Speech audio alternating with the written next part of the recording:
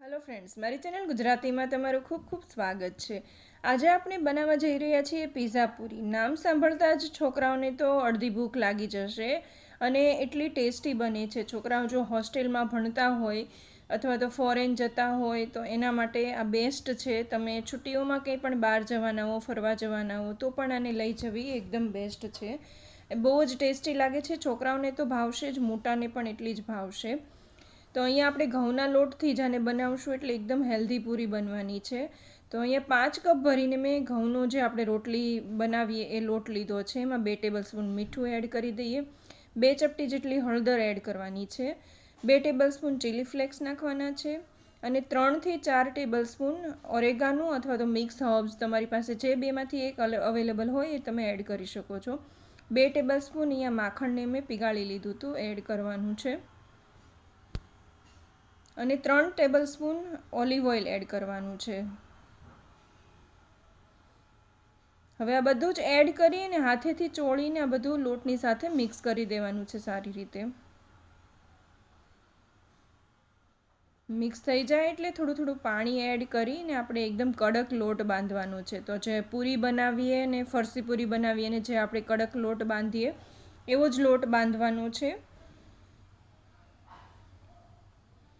તો લોટને એક સાથે નથી બાંધી દેવાનો, આવી રીતે મસળીને થોડો થોડો ભેગો કરતો જવાનો છે અને બાંધવાનો છે એટલે લોટ એકદમ કડક સરસ બંધાઈને તૈયાર થઈ જશે।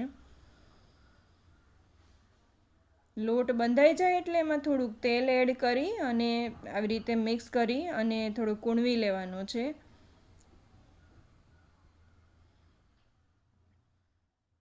અને એને ઢાંકીને આપણે 15 થી 20 મિનિટ માટે રેસ્ટ દેવાનું છે એટલે લોટ એકદમ સરસ રીતે સેટ થઈ જશે।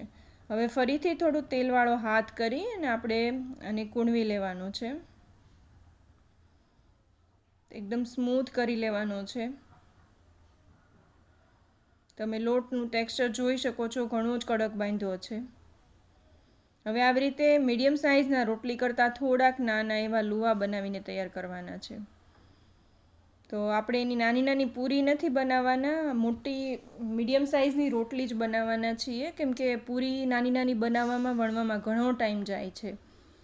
એના બદલે આવી રીતે મીડિયમ સાઇઝની થોડી થીક એવી જ રોટલી બનાવવાની છે। અને એના પીઝા કટરથી આવી રીતે આપણે જેમ પીઝા કટ કરીએ છીએ એવી જ રીતના 6 પીસમાં કટ કરીને તૈયાર કરવાનું છે, એટલે વણવામાં પણ ખૂબ આસાન રહેશે અને કટ કરીને તમે બહુ ફટાફટથી આ એટલા 6 પીસ બનીને તૈયાર થઈ ગયા છે। પૂરી જેવડી સાઇઝના પીસ બનાવવામાં આવી રીતે બનાવશો તો બહુ જલ્દી બની જશે, બહુ ઓછો ટાઈમ લાગશે।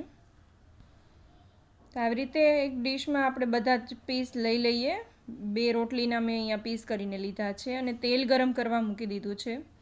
તેલ ગરમ થઈ જાય એટલે ગેસની ફ્લેમ મીડિયમ કરી અને આ એક એક પીસ આવી રીતના જેટલા સમાય એટલા એમાં એડ કરતા જવાના છે। તમે જો 2 જણ બનાવતા હો તો એક જણ વણતું જાય ને એક જણ તળતું જાય તો કામ બહુ આસાન થઈ જશે। અને જો તમે એકલા હો તો બધી જ પૂરી આવી રીતના વણી એક કોટનના કપડામાં પાથરી દેવાની, એની ઉપર બીજું કપડું ઢાંકી દેવાનું અને પછી આવી રીતે એક એક બેચમાં તળતું જવાનું। બહુ જલ્દીથી આ 1.25 કિલો જેટલો લોટ છે એના ઘણી બધી પીઝા પૂરી બની ગઈ છે અને આપણે મીડિયમ ફ્લેમ ઉપર ક્રિસ્પી થાય ત્યાં સુધી ફ્રાય કરી લેવાની છે।